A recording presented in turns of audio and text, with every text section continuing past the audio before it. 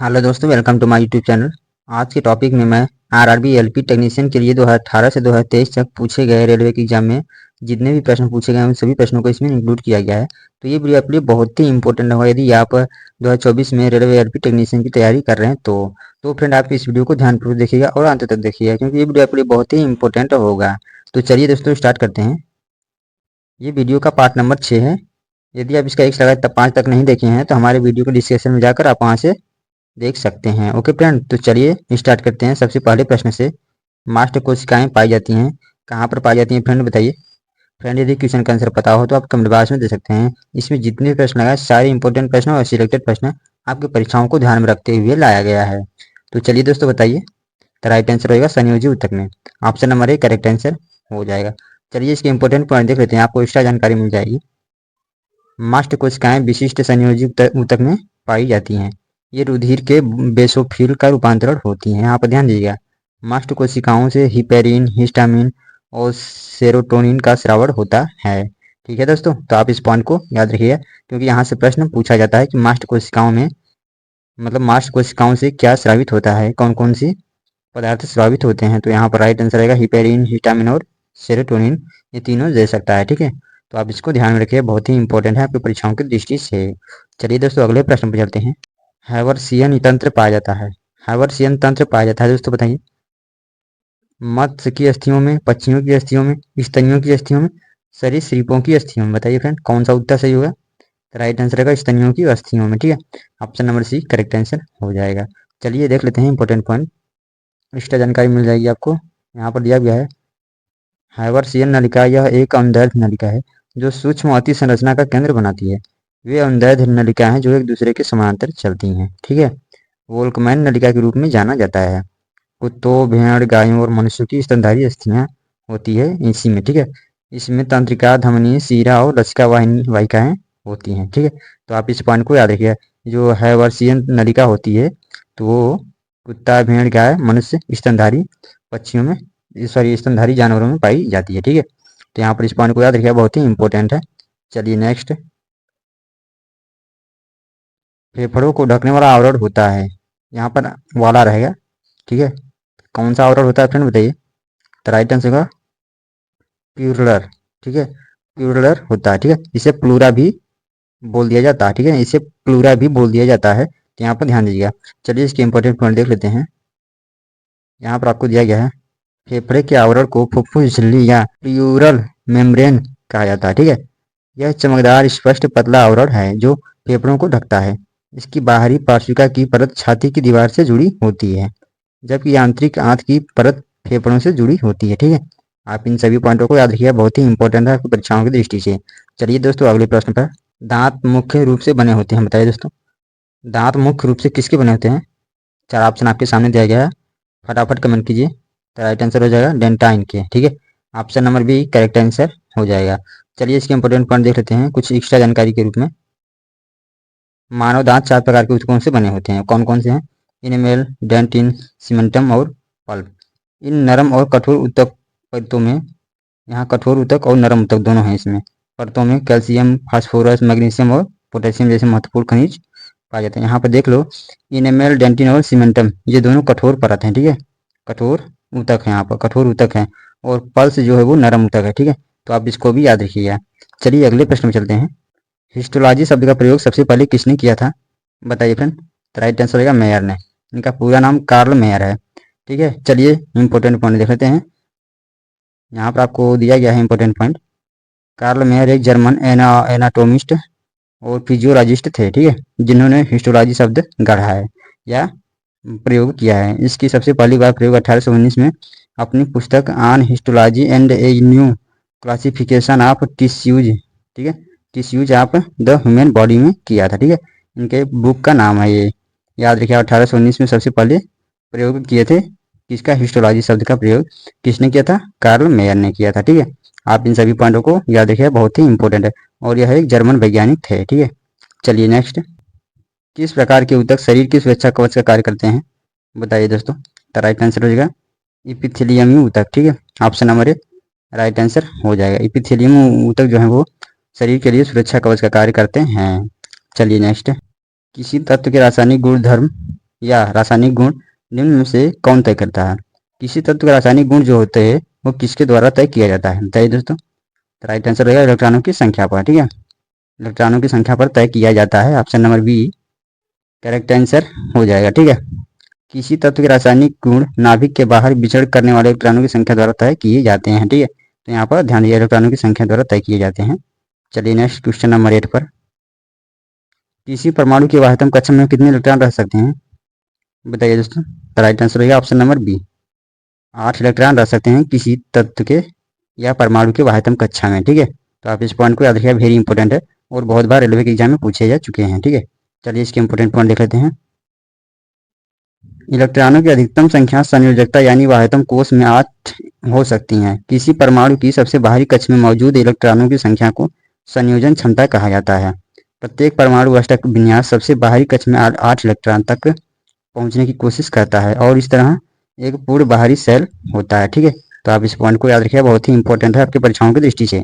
Okay friend, चलिए next है आपका बर्फ पर स्केटिंग करना प्रदर्शित करता है कि दाब बढ़ाने पर बर्फ का गलनांक क्या होता है? दोस्तों बताइए क्या होता है, फटाफट कमेंट कीजिए, बहुत ही इंपॉर्टेंट है। ऐसे ही प्रश्न रेलवे के एग्जाम में पूछे जाते हैं, तो आप मार्क के चले जाते हैं क्या परिवर्तित रहेगा, पहले घटेगा फिर बढ़ेगा, बढ़ जाता है, तो आपको लेकिन पता नहीं होता है, क्लियर स्पष्ट नहीं होता है, इसलिए गलत मार्क चले जाते हैं। लेकिन इस प्रश्न का राइट आंसर होगा घट जाता है। ठीक है, option number B correct answer हो जाएगा। ध्यान दीजिएगा, बर्फ पर स्केटिंग करना प्रदर्शित वही करता है जब दाब बढ़ेगा तो बर्फ का जो गलनांक है ना वो घटेगा। ठीक है, क्योंकि उसके व्युत्क्रमानुपाती होता है जो बर्फ का गलनांक होता है दाब के। ठीक है, चलिए इसके इंपॉर्टेंट पॉइंट देख लेते हैं, आपको कुछ जानकारी मिल जाएगी। दबाव बढ़ने पर बर्फ का गलनांक घटता है। ठीक है, क्योंकि दाब बढ़ने पर आयतन घटता है, पानी की मात्रा बर्फ से घट जाती है। ठीक है, इस प्रकार दाब बढ़ने पर बर्फ का गलनांक घटता है। ठीक है, तो आप इसको याद रखिएगा, बहुत ही इंपॉर्टेंट है। Option number B right answer रहेगा। ठीक है, चलिए दोस्तों अगले प्रश्न में चलते हैं।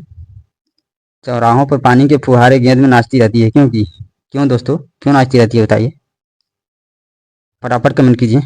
पानी का वेग अधिक होने से दाब घट जाता है। ठीक है, इसी के कारण चौराहों पर पानी के फुहारे में गेंद नाचती रहती है, आप देखे होंगे। चलिए इसका राइट आंसर हो जाएगा ऑप्शन नंबर ए। ठीक है, चलिए अगले प्रश्न में चलते हैं। भारी हिमखंड शीर्ष की अपेक्षा निचले तल से पिघलता है क्यों पिघलता है, थोड़ा सा बताइए। क्योंकि निचले तल का दाब अधिक होने के कारण गलनांक घट जाता है। अभी मैं आपको पिछले क्वेश्चन बताया हूँ कि दाब बढ़ने पर गलनांक घट जाता है। ठीक है, तो option number B right answer हो जाएगा। ठीक है, तो आप इसको समझ लीजिएगा, आपको समझ में आ गया होगा, मुझे पता है। चलिए नेक्स्ट है दलदल में फंसे व्यक्ति को लेट जाने की सलाह दी जाती है क्यों दी जाती है फ्रेंड बताइए। 4 ऑप्शन आपके सामने दिया गया है, बताइए फटाफट कौन सा ऑप्शन सही रहेगा। क्षेत्रफल अधिक होने से दाब कम हो जाता है। यदि आप दलदल वाले स्थानों पर लेट जाते हैं तो दाब कम हो जाता है, जिससे आप उसमें दलदल में नीचे धंसते नहीं हैं। ठीक है, मतलब नीचे नहीं जा पाते हैं। ठीक है, तो इस प्रकार आप इसको समझ सकते हैं कि क्षेत्रफल अधिक होने से दाब कम हो जाता है, इसीलिए बोला जाता है। तो option number A correct answer हो जाएगा। ओके, चलिए नेक्स्ट। सेल नाम किस जीव वैज्ञानिक ने सर्वप्रथम दिया, बताइए दोस्तों। सेल नाम किस जीव वैज्ञानिक ने सर्वप्रथम दिया? तो राइट आंसर रहेगा Robert Hooke. Option number C correct answer हो जाएगा। सेल नाम जीव वैज्ञानिक रॉबर्ट हुक ने सर्वप्रथम दिया था। ठीक है, रॉबर्ट हुक ने 1665 ईस्वी में कोशिका की खोज की थी। किसमें? 1665 ईस्वी में। ओके दोस्तों, चलिए नेक्स्ट क्वेश्चन नंबर 14 है। कौन सी रचना जंतु कोशिकाओं को वनस्पति कोशिका से विभेदित करती है, बताइए। वेरी वेरी इंपॉर्टेंट प्रश्न दोस्तों, बताइए फटाफट। राइट आंसर हो जाएगा सेंट्रियोल। सेंट्रियोल जो होती है जो यूकैरियोटिक कोशिकाओं में पाई जाती है। ठीक है, यूकैरियोटिक, यहाँ ध्यान दीजिएगा, यूकैरियोटिक कोशिका में पाई जाती है। ठीक है, बहुत ही इंपॉर्टेंट है। चलिए इसके इंपॉर्टेंट पॉइंट देख लेते हैं, आपको जानकारी मिल जाएगी इसके बारे में। सेंट्रियोल एक गैर झिल्ली बाध्य अंग है जो कोशिका विभाजन में मदद करता है। सेंट्रियोल कोशिका के भीतरी नाभिक और अन्य जीवों के स्थानों को निर्धारित करने में मदद करता है। ठीक है, यह अधिकांश यूकैरियोटिक कोशिकाओं में पाया जाता है। ठीक है, तो ध्यान दीजिएगा, यह अधिकांश यूकैरियोटिक कोशिकाओं में पाया जाता है। चलिए नेक्स्ट, कोशिका में राइबोसोम की अनुपस्थिति के कारण कौन सा कार्य संपादित नहीं होगा, बताइए दोस्तों। कौन सा कार्य संपादित नहीं होगा? यदि राइबोसोम अनुपस्थित रहेगा अर्थात राइबोसोम की उपस्थिति नहीं रहेगी तो कौन सा कार्य संपादित नहीं होगा? राइट आंसर हो जाएगा प्रोटीन संश्लेषण। राइबोसोम के द्वारा प्रोटीन संश्लेषण होता है, तो जब राइबोसोम नहीं रहेगा तो प्रोटीन संश्लेषण कहाँ से होगा? तो इस प्रकार आप समझ सकते हैं कि राइबोसोम की अनुपस्थिति के कारण प्रोटीन संश्लेषण का कार्य नहीं हो पाएगा। ठीक है, तो option number C right answer हो जाएगा। चलिए नेक्स्ट, यदि माइटोकॉन्ड्रिया काम करना बंद कर दे तो कोशिका में कौन सा कार्य नहीं हो पाएगा? बताइए दोस्तों, कोशिका में कौन सा कार्य नहीं हो पाएगा? तो राइट आंसर हो जाएगा भोजन का ऑक्सीकरण। ठीक है, तो आप ध्यान दीजिएगा, option number B correct answer हो जाएगा। भोजन का ऑक्सीकरण नहीं हो पाएगा माइटोकॉन्ड्रिया यदि काम करना बंद कर दे तो। ठीक है, option number B right answer हो जाएगा। चलिए नेक्स्ट, टिक्का रोग किस फसल से संबंधित है? बताइए फ्रेंड, टिक्का रोग किस फसल से संबंधित है? राइट आंसर हो जाएगा मूंगफली से। Option number D correct answer हो जाएगा। चलिए नेक्स्ट, धान का प्रसिद्ध रोग खैरा रोग किसके कारण होता है? बताइए फ्रेंड, वेरी इंपॉर्टेंट प्रश्न, बहुत बार एग्जाम में पूछे चुके हैं। तो राइट आंसर हो जाएगा जस्ता की कमी के कारण। Option number D correct answer हो जाएगा।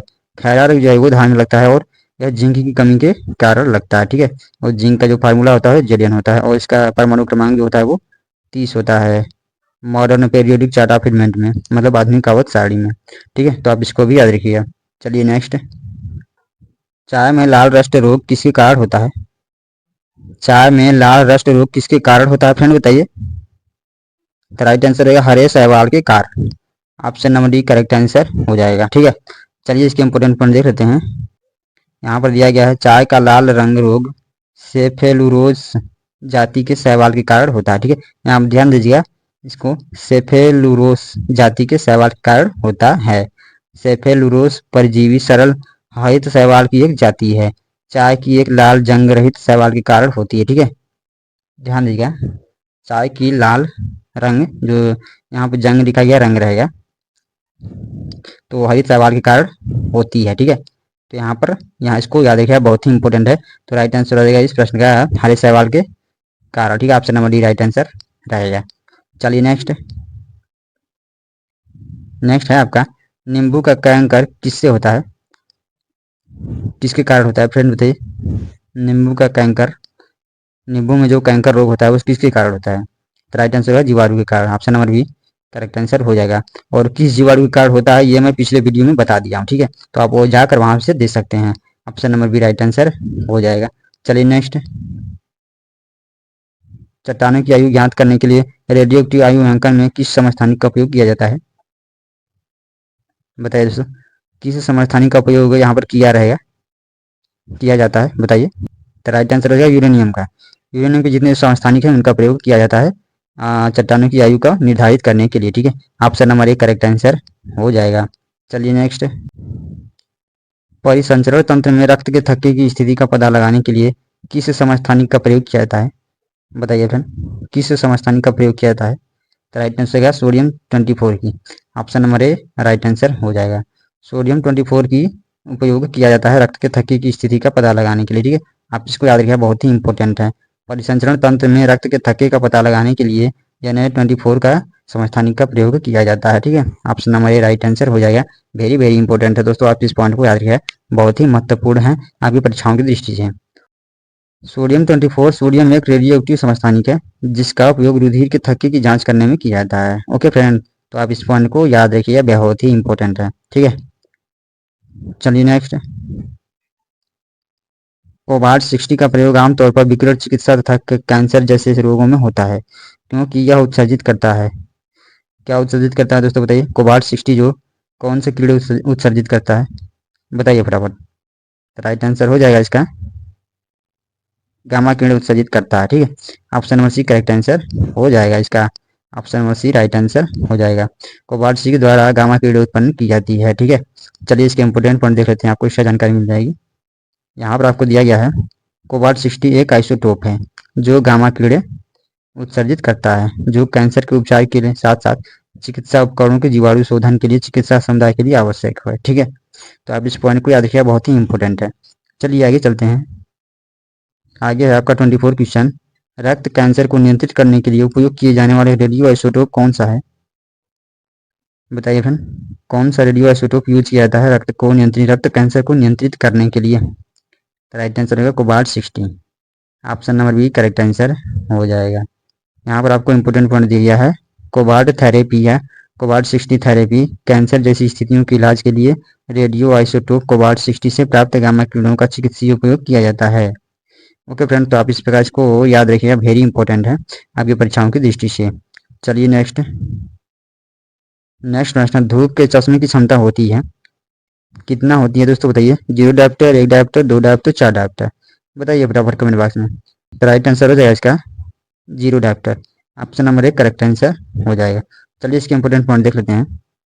धूप के चश्मे के कांच की बाहरी और आंतरिक सतहें परस्पर समांतर होती हैं, उनकी वक्रता त्रिज्या बराबर होती हैं, फलस्वरूप चश्मे के कांच की फोकस दूरी अनंत होती है, अतः क्षमता शून्य होती है। ओके, तो आप इस प्रकार इसको याद रखिए, फोकस दूरी जो होती है वो अनंत होती है, इसलिए क्षमता शून्य होती है, और समांतर होती हैं दोनों आंतरिक और बाहरी सतहें। चलिए नेक्स्ट, एक लेंस का फोकस अंतर मतलब फोकस अंतर 25 सेंटीमीटर, उसकी क्षमता कितनी होगी बताइए फ्रेंड? तो आपको पता होगा कि लेंस की जो क्षमता होती है P बराबर 1/f होती है, ठीक है। तो आप इस प्रकार फोकस अंतर कितना है 25 है, 25 सेंटीमीटर, और ऊपर जो होता है सेंटीमीटर में 100 हो जाता है, तो 25 ये 4 रहेगा, 25 के 100 मतलब 4 प्लस में 4 रहेगा, ठीक है, मतलब 4 डायोप्टर हो जाएगा। Option number B correct answer हो जाएगा। ओके, तो आप इस प्रकार इसको याद रखिएगा, बहुत ही इंपॉर्टेंट है। चलिए नेक्स्ट है, एक उत्तल लेंस की फोकस दूरी 0.2 मीटर है, इसकी क्षमता होगी कितनी होगी दोस्तों बताइए? सेम प्रश्न है, आप कर सकते हैं इसको। यहाँ पर दिया गया है P बराबर 1/f सूत्र होता है, तो आप इसमें इसको रख कर देख सकते हैं। तो आप चलिए रखिए इसको सेंटीमीटर में बना दीजिए, 20 बटा के यहाँ पर हो जाएगा कितना 100 बटा के 20, ठीक है। यहाँ पर जो मीटर में दिया है उसको सेंटीमीटर में बना दीजिए, तो यहाँ पर 0.2 मीटर है, तो इसको सेंटीमीटर में बनाएंगे तो 20 सेंटीमीटर हो जाएगा, ठीक है। तो आप इसको 100 बटा के 20 करिए, तो कितना हो जाएगा 20 पचे 100, 5, ठीक है। यहाँ पर राइट आंसर आएगा 5 dioptre. Option number D correct answer हो जाएगा, ठीक है। तो आप इस प्रकार इसको निकाल सकते हैं। चलिए नेक्स्ट है आपका, मनुष्य की त्वचा सबसे मोटी होती है, कहाँ पर सबसे मोटी है दोस्तों बताइए? राइट आंसर है तलवे पर। Option number B correct answer हो जाएगा। बुढ़ापे में त्वचा में झुर्रियां पड़ जाती हैं, क्यों? इसका कारण क्या है बताइए दोस्तों? बुढ़ापे में त्वचा में झुर्रियां पड़ जाती है, इसका कारण क्या है? तो राइट आंसर हो जाएगा उपचर्मीय स्तर में लचीलापन कम होने के कारण, ठीक है। Option number B is right answer. चलिए इसके इंपोर्टेंट पॉइंट देख लेते हैं क्यों होता है, आपको समझ में आ जाएगा। झुर्रियां उम्र बढ़ने की प्रक्रिया के साथ एक स्वाभाविक हिस्सा है, ठीक है। जैसे जैसे हमारी उम्र बढ़ती है, हमारी त्वचा पतली शुष्क होती जाती है, ठीक है, और अपनी लोच खो देती है। त्वचा में कोलेजन और इलास्टिन के स्तर में कमी समय के साथ झुर्रियों के निर्माण में योगदान करती है, मतलब कोलेजन और इलास्टिन की कमी हो जाती है जब हम धीरे धीरे समय के अनुसार, जब हमारी एज बढ़ती है, तो कोलेजन और इलास्टिन जो की स्तर जो होती है वो कम हो जाती है, जिसके कारण हमारे त्वचा में झुर्रियाँ उत्पन्न हो जाती है, ठीक है। तो आप इसको याद रखिएगा, बहुत ही महत्वपूर्ण पॉइंट है आपकी परीक्षाओं के लिए। चलिए दोस्तों आगे चलते हैं क्वेश्चन नंबर 30 पर। यहाँ पर आपका लास्ट क्वेश्चन दिया गया है, निम्नलिखित में से कौन सा रंग सम्मिश्रण दिन और रात के समय सर्वाधिक सुविधाजनक होता है बताइए फ्रेंड?